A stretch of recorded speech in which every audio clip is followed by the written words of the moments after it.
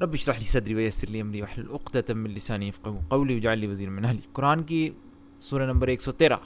آخری سورت سے پچھلی والی سورت سورہ فلق ہے، جس میں ہم اللہ سبحانہ وتعالیٰ سے مختلف چیزوں کی پناہ مانگتے ہیں۔ آپ کے سامنے ترجمہ رکھ دیتا ہوں، چھوٹی سی صورت ہے۔ اعوذ باللہ من الشیطان الرجیم۔ کہو میں پناہ مانگتا ہوں صبح کے رب کی، ہر اس چیز کے شر سے جو اس نے پیدا کی، اور رات کی تاریکی کے شر سے جب وہ چھا جائے، اور گروہوں میں پھونکنے والوں یا والیوں کے شر سے، یعنی یہاں پہ غالباً جادو کا ذکر ہے، جادوگروں کا، اور پھر اور حاسد کے شر سے جب وہ حسد کرے۔ اب غالباً تو ہمیں لگ رہا ہے اللہ تعالیٰ نے مختلف چیزوں کی شر سے پناہ مانگی ہے اور ایسے الفاظ ڈال دیے ہیں، بس اس سے پناہ مانگو، جادوگروں سے پناہ مانگو، حاسدوں سے پناہ مانگو، رات سے پناہ مانگو۔ لیکن اب آپ کو دکھاتا ہوں یہ اللہ تعالیٰ نے فضول اور الل ٹپ نہیں ڈالے الفاظ، ان کی ترتیب میں بھی ایک بہت بڑی حکمت ہے، اور قرآن میں لغت کے حساب سے آپ کو دکھا رہا ہوں، زبان کے حساب سے بہت خوبصورت ترتیب ہے۔ آپ دیکھیں جیسے ہم شر سے پناہ مانگ رہے ہیں، سارے شروں کی ترتیب میں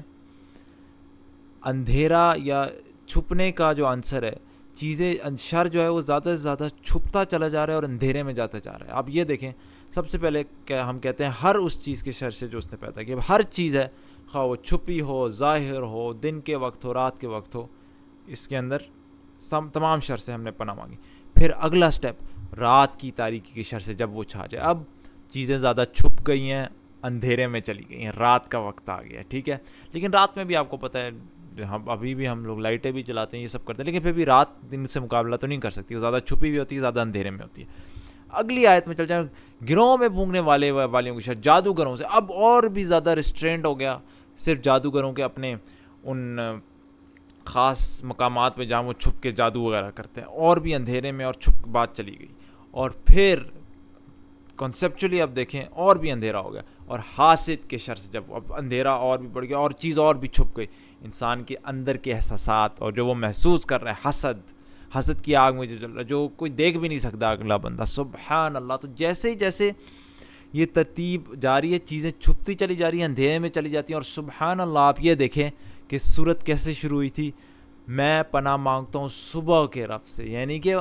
روشنی، صبح روشنی، اور صرف اب یہ دیکھیں روشنی کے برعکس سارا شر ہے جو کہ اندھیرے میں بڑھتا جا رہا ہے، اور یہ دیکھیں کہ صبح روشنی ہوتی ہے، روشنی کی طرف اشارہ کرتی ہے، اور جیسے جیسے اس صبح سے دور جاتے جا رہے ہیں اندھیرا بڑھتا چلا جا رہا ہے، سبحان اللہ۔ اور ظاہری بات ہے اب روشنی سے دور جائیں تو اندھیرا ویسے بھی بڑھتا ہے، اور یہاں پہ زبان کے لحاظ سے بھی جیسے جیسے صبح سے دور جا رہے ہیں اندھیرا، صبح کی روشنی سے دور جا رہے ہیں اندھیرا بڑھتا چلا جا رہا ہے، سبحان اللہ۔ تو یہ دیکھیں اللہ تعالیٰ نے، بے شک ہم نے شر سے پناہ مانگی اللہ کی مختلف، لیکن یہاں پہ اللہ تعالیٰ نے فضول ایسے ہی نہیں ڈال دیے الفاظ، ہر ان الفاظ کے پیچھے بھی لغوی اعتبار سے بھی میں نے آپ کو دکھایا ہے کہ کیا حکمت ہے۔ تو اللہ تعالیٰ ہمیں